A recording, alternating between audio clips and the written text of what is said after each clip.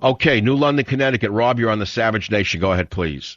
Thanks for taking my call, Michael. I'm a funeral director, and even though I make a living from expensive funerals, I think burial is a huge waste of money and a huge waste of land. Most people don't realize it's based on the idea that we're all going to come back with our original bodies, which is why early Christians wanted to keep their bodies intact. From the time of Constantine around 400 A.D. to the 1700s, high-ranking Christians always wanted to be buried in churches inside the city walls, and public health officials were always fighting it. The churches must have smelled terrible with all those rotting corpses. I think the pre-Christians were right about a lot of things like bathing and cremation and not, believing in original sin and guilt and all that. So that's my comment, Michael. So in other words, you think we should disinter all the heroes at Arlington National Cemetery and what? Turn the grave sites over to condos for legal aliens? Well, I think it would free their souls. We should take your logic and carry it to the next step. All Orthodox Jews should be arrested for being buried, right? And all of their ancestral rabbis should be disinterred and cremated in order to make way for the next wave. Your soul gets stuck. Should burial be illegal? Should it become illegal under Obama? Is that what you're saying, Rob? No, I just think it's dumb. I think your soul gets trapped in the earth. Cremation releases your soul. But that's your belief. You're entitled to your belief. But how about the dummies who believe that they like to be buried? They should all listen to you? If they don't want their soul to be trapped after they die, yeah, because I'm right. Well, of course you're right, because you voted for Obama. He's right about everything, too. I voted for Ron Paul. Well, that's even crazier. I understand that. You may as well vote for the people in the Green Hornet coming in from the next planet. Well, I agree with a lot. All right, so you want to be cremated when you die? What's that? You want to be cremated when you die? Absolutely. Okay, so you believe that? Do you believe, therefore, that all people should be cremated? I think they should be educated as to their options and understand the origins of the belief in burial. Is that it's all right? Well, let's carry it to the next step. Should people be forced to be euthanized at a certain age because they're being kept alive and they're no longer useful, and it's kind of a myth to live to a ripe old age? What age would you say people should be euthanized by the Obama administration? 60, 67, 70? Choice.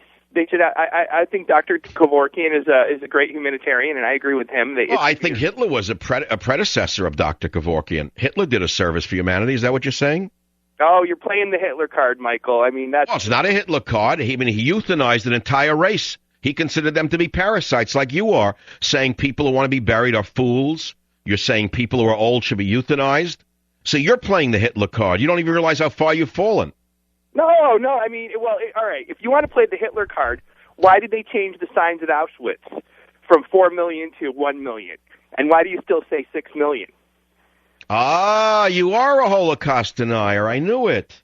Well, you brought it up. So who was it in your family who indoctrinated you in Nazism, Dad or Mom?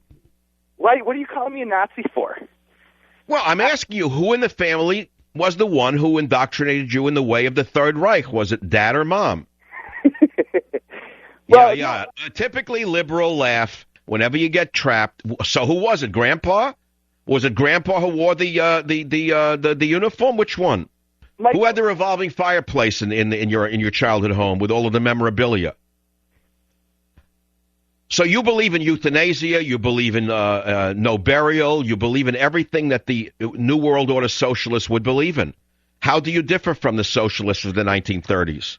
I'm definitely. And how far a step do you think it is from believing in euthanasia for the elderly who are sick into enforcing euthanasia upon people whether they want it or not? How far a step do you think that is?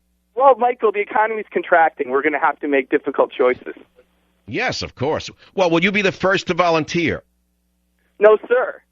Well, you just said the economy's contracting. It's not contracting for me, so I don't need to make that choice. Maybe you do. So you should the unemployed be euthanized as well, since they're a waste?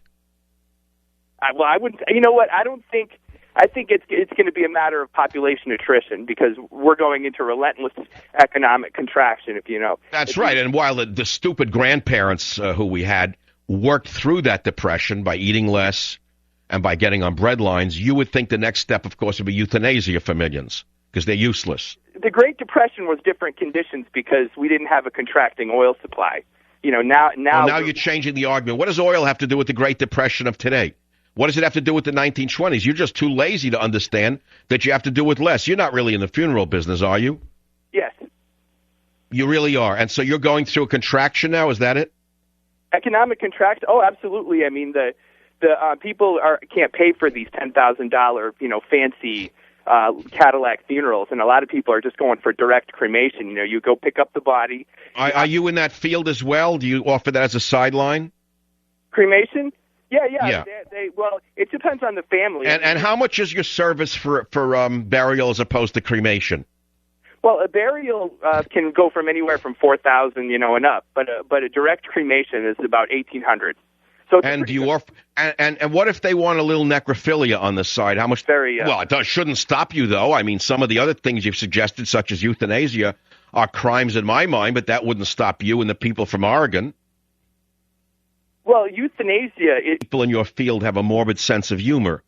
Do you play with the corpses in any way? Do you, roll their heads around, things like of that nature? Absolutely not. That would be unprofessional, and that's a very inappropriate question, Dr. Savage. Well, I don't care whether it's inappropriate. You answered it, though, didn't you? How come you answered it if it's inappropriate? It's immature. Oh, now you're going to judge my maturity. You're sitting here telling me I should go along with euthanasia, and I'm the immature one. Well, it all began with cremation, and then you became rather... And where? No, I did a degree in mortuary science from Briarwood College in Southington, Connecticut. Wow, that must have been very exciting. And what is there, one professor who teaches that with no oversight? Why are you making fun of it? I mean, the funeral mortuary science. What kind of rubbish is that, mortuary science? What do you mean mortuary science? What kind of science is there? Everything's science. Al Gore has science, too. We know how much that's worth. Where'd Al Gore to go to school in climatology? Where did he get his degree in climatology? The same place you got your degree in mortuary science. From Southern, Connecticut mortuary school. Yeah, it's in Southington, Connecticut. It's a great field. Yeah, I'm sure it's a great... Well, you just said it's a dying field. Now it's a great field? It's dying. It's a very fulfilling line of work, but it is economically contracting. Well, what is fulfilling about mortuary science? Well, you deal with bereaved families, grieving families, and So you're an expert on bereavement. You know how to make them feel better. What do you give them? The balloons and the little dolls, the little stuffed animals. Is that it? No, but I mean, I did take a course in death and dying, and the... Oh, you're an expert on death and dying, then. I bet you read Kubler-Ross's book, too. Yeah, Kubler-Ross, right. Yeah, you didn't think old Doc Savage knew about Kubler-Ross, huh? What else did you read there in Mortuary Science 101? Well, we saw Holocaust movies, and of course, they were all made up by the Zionists, right? The Holocaust movies. That was all made up by the U.S. Army. In fact, they were all actors, right? All the soldiers who broke into Auschwitz and actually saw the ovens were actors. Is that correct? Well, I think Schindler's List was made in black and white so that the dummies would think they were watching actual footage of the Holocaust. Don't you? So you're saying the Holocaust didn't exist? Is that where you're coming from? Well, no, but I mean, I'm wondering how come the story the story keeps changing. Like from 4 million on the Auschwitz gate to 1 Well, I don't know. I think you ought to go to a nearby synagogue and tell the Jews they're liars, that there wasn't a Holocaust. Since you know so much from your studies in mortuary science, apparently you're also an expert in history. Did you take a course in the history of the Holocaust at your School of Mortuary Science? No, I studied it at... Oh, you picked that up on the internet under a Nazi site and you became an expert in the Holocaust. Well, Michael, I was wondering... do you think that Jews on average are exactly as honest as Gentiles on average? I couldn't answer that. What do you think? Because your question's quite loaded. Yeah, I mean, I think there's averages. Just as the average man is taller than the average woman, I believe the average Jew is less honest than the average Gentile. And what do you base that upon? The fact that Jews don't go for your malarkey? So they become dishonest because... they don't believe the lies you tell them? That makes them dishonest? Well, I mean, look at all the Jews in the financial frauds, like Bernie Madoff. And, of course, without the Jews in the financial sector, you wouldn't be able to make a living, would you? You wouldn't even have $1. You'd be trading mortuary science for a bushel of wheat. You wouldn't have a financial system was it not for the geniuses in the financial sector. I think we'd But to you, they're all crooks because there's so many Jews in the financial sector, right? Well, a lot of them are crooks, indeed. I think on average... But wait, did you pick that up on the side, or was that one of your required courses in the School of Morticians in Southern Connecticut? The Nazi who also teach you about the Jews in that school? No, the School of Life has taught me about the Jews, Michael. The School of Life. Oh, so you were born a Nazi. You were indoctrinated as a mortician. So it goes back again. Was it dad or was it mom who first introduced you to the beauties of the Third Reich? You still won't answer the fundamental question.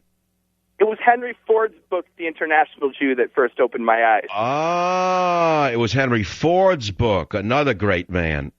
Great man. I'll be right back. Stay on the line. Great conversation. Savvy.